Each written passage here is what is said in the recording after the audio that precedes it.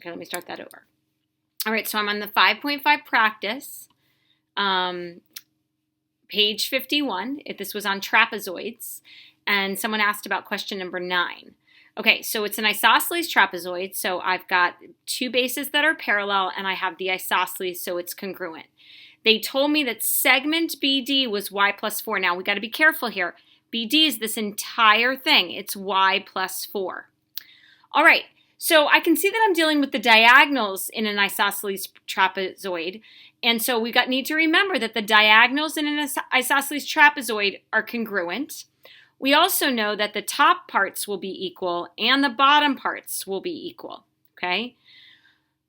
All right, so I look at this and I see how can I write an equation for this particular trapezoid. So I noticed that segment BD, I could say, is the same as segment AC. So I could do, there's several ways you could do this, but you could do this one, that y plus 4 has to be equal to x plus 5 plus y minus 3.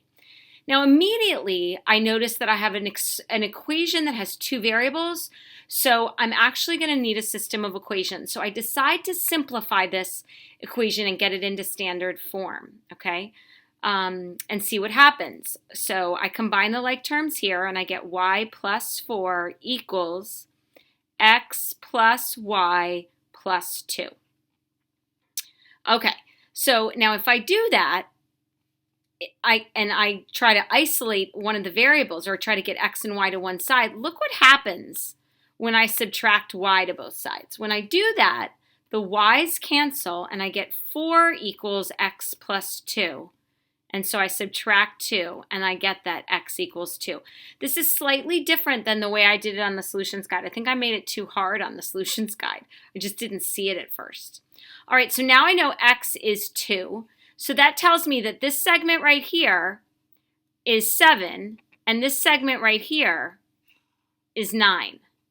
So if this is 9, because x is 2, and this piece is 7, that tells me that y plus 4 has to be equal to 16. So when I subtract 4, I'll get that y is equal to 12. All right, guys, so hopefully that was a little bit easier than I originally did it. And let me know if you have any questions. Have a great day.